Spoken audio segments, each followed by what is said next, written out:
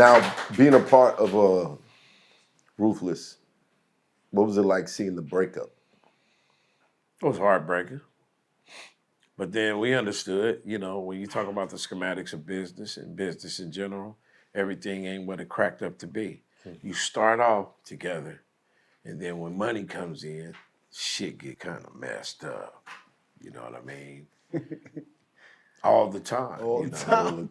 All the time, Jack. All the time. It's crazy. But at the same time, we rekindled our business relationship with Eric Wright because we were going to leave because there were discrepancies at Ruthless Records. What were the discrepancies? Paperwork. Where's my money? Paperwork, different other things that wasn't according to the script in favor of the artist. And we understood it's a double-edged sword. A lot of people talk about Jerry Heller, but then playing the devil's advocate, where would we be without Jerry Heller? Because diamonds are made by pressure. Unfortunately, it's not made by feathers. So we took the good side of what Jerry Heller, because he had the Jewish line to be able to even be heard. Mm-hmm. You know what I mean? So I like to play the devil's advocate. How much did that contribute to you guys' success? Oh, majorly. A lot. Majorly. When you look at somebody, you can say, man, he did this and did that. But if that didn't happen, this wouldn't happen. So I don't like to play two sides of the coin, but I also want to play the devil's advocate and say, hey, man, Jerry Heller was an important part of our push, like him or don't. Part of hip-hop history. Yeah. Say what you because want. he had the biggest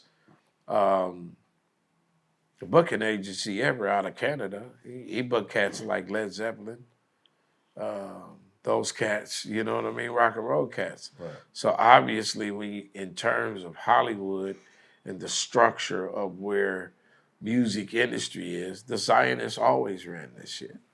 Let's just keep it at 100. It's not anti-Semitic what I'm saying. This is the facts. So because we had that Jewish line is the reason why, NWA was being heard, was the reason why Ice Cube has a lane to do what he needs to do. So love it or don't love it, man, you still got to respect it. Right. But that came at what cost? What was the thing? Okay, Ice Cube, Well, they lost Ice Cube because Ice Cube was very intelligent. The brother has a degree. He's very intelligent. He spoke the street knowledge. He didn't so much endure, going to jail and like most of us did and different things. But that didn't matter because he was a spokesman, coming from where he came from, 111. You know what I'm saying? In that hood, South Central. And he spoke street knowledge because that's what we used to call our shit. Street knowledge. It wasn't until they coined it, and they do us all like that. When in terms of white media and type of shit, they figured like, okay, gangster rap. You're a gangster, and the real gangsters is the politicians and the police. It's the biggest gangsters. Police, biggest gangsters. But what they did is turn it around, and just like we call each other niggas. We turned that around. So we always had to turn things around in benefit for the advancement of the culture. And it worked, it worked. But when things start getting real messed up, it's just because of the internal part of the schematics of the business. It just started getting real deep, because, when you're in the business, you trust people. But there's no such thing as trust unless you put it on a piece of paper that's in your best interest. And it wasn't in our best interest. So Eazy was going to assemble the group back together, NWA. He was going to get rid of Jerry Heller. I remember the day walking into Calabasas studio, not studio, but the office. And he was, Eazy was on one side, Jerry Heller was on the other. He was like, man, I'm about to get rid of and Jerry was sad. But see, Jerry, let me be very careful. Jerry was taking orders too. There was somebody behind him. You know what I'm saying? And that's all I'm going to say on that part. So did Eazy's passing change him getting rid of him, or he left before? Eazy was going to. In fact, Eazy was out here with Ice Cube trying to make it better, saying, "I'm gonna put NWA back together. I'm gonna get all of us back together." And then it was my homegirl, Jada Pinkett, because that's our homegirl. Before she was with Will Smith, Regina King, all used to hang. We used to hang out at a little gay girl club called Peanuts. Yeah. I wasn't gonna laugh. I was trying to keep it together, but you just did it to give me snort. Crazy. But do you get it? It's like wordplay. It's like wordplay. Okay. Peanuts. Peanuts. You know what I mean? Like, Yeah, it was a club called Peanuts. Don't say it twice. And if y'all know, y'all know. Oh, You know what I man. mean? But Right. it was Jada Pinkett. It was Colt 187, myself, the late KMG who passed from above the law, and Eazy-E. And we on Sunset at the House of Blues, Eric Coffin. And he had asthma. We always used to tease him, nigga, go get your shit, right? But something was different. And we all looked at each other, was like, nah, there's something different.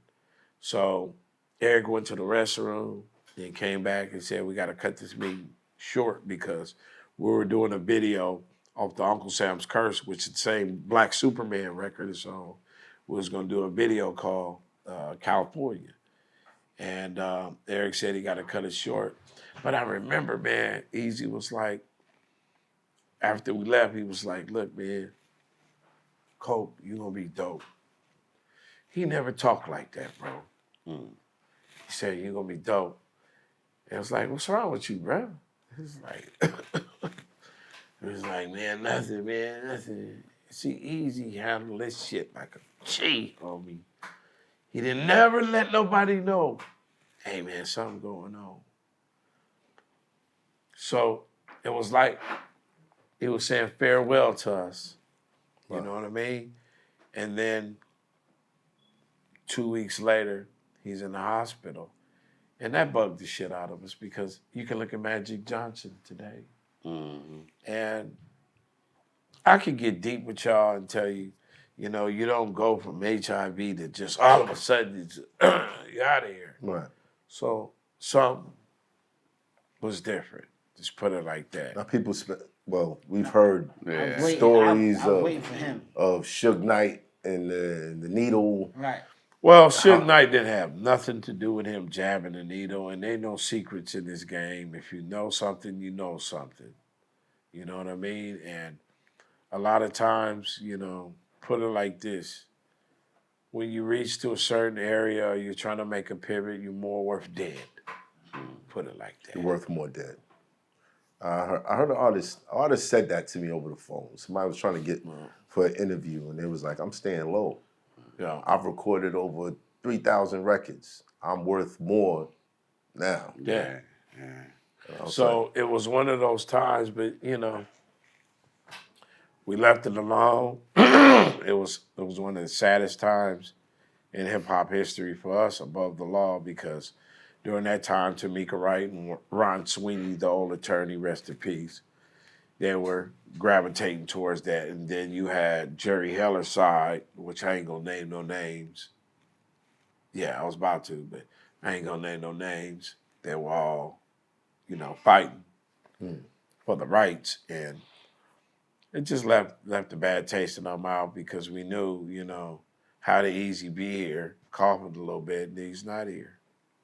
You know, so how fast was the progression? A day. He went to the hospital and then died 2 days later. Listen, no, I mean like from the... Like we talking here, you coughing, 2 weeks. Get out of here. What that tell you? It's 2 weeks. Out of here. What that tell you? I mean, Yeah, because listen, they said he didn't have AIDS, he had HIV. Yeah, HIV. Right. It's not the same thing. So what do you think happened? So if like I mean, without when you're in the bubble, you know what I'm saying? You know things. And Suge was in the bubble. He knew things. So for the record, Suge had nothing to do with that. Hell no. He wasn't that big. You had to be big to do a move like that. Oh, let me shut up. All right, before we get somebody in trouble, let's move forward. It ain't like the trouble, cause I ain't scared. You know, God is with me, and how I conduct, you know, my mouthpiece. You know what I mean? Is just to simply reveal the real, and leave it up to the public. Yeah, but that's they not think. how the legal shit work. And they start saying shit like defamation of character. Yeah, but nobody's been implemented in none of this shit. We just wanted to make sure that Suge Knight story was not. Was there any truth Man, to that? Suge, I mean, Suge had power, but he wasn't bigger than the people that had that power. Now, recently, Trapper turn smack rapper. Only smack rapper that you know is smack rapping.